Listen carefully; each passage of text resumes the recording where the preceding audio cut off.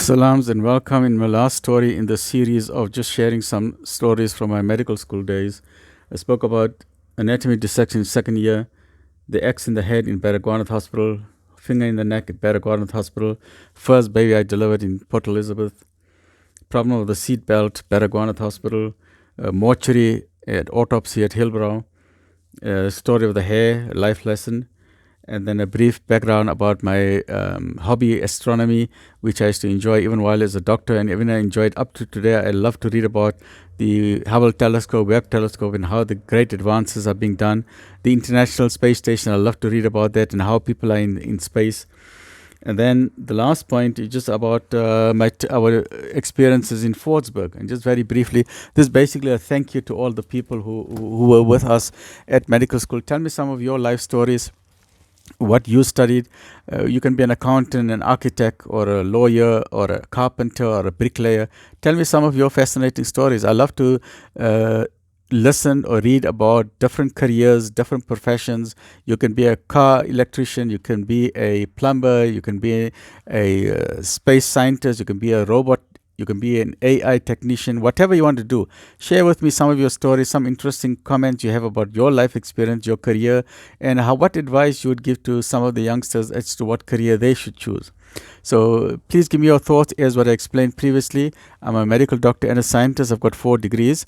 Also a degree in astronomy, in evolution, in advanced genetics, exercise physiology, evolution, and Paleo-Anthropology. And then home invasion has brought my life to a standstill with spinal disability. I used to be a strategic director of a private hospital. I've written more than 10 books. I'm 64 years old. I'm new to technology, so please be patient with it. Give me your encouragement. It's very difficult to be all alone in the room for 10 years in quarantine for 20 hours a day. So subscribe, like, give me your comment, share, and thank you to all of you who has given me the encouragement and the hearts that you are sending. It keeps me going on this everyday basis. So very briefly today, at our time when we used to work at Baragwanath Hospital, on our nights when we were on call, then we used to go to Fordsburg. It's from Soweto, we used to drive to Fordsburg, Mayfair, which is the CBD of Johannesburg. And there used to be 2 famous fast food outlets. One is Solly's Corner. Many people know Solly's Corner, very famous in Fordsburg. And the other one is a place, I forget the name, I think it's Kentucky, if I remember correctly. There was an elderly uncle there in Kentucky, and his toasted sandwiches were fabulous, out of the world.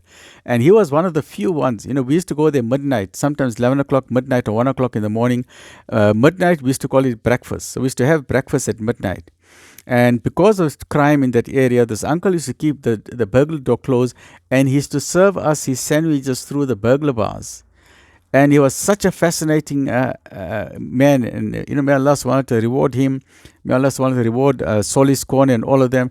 Favorite dish, Solly's Corner, polony and chips and cheese rolls and the toasted steak sandwiches and the magnificent Dagwood burgers. So these people are amazing people in Fordsburg, our own people there. Fabulous food.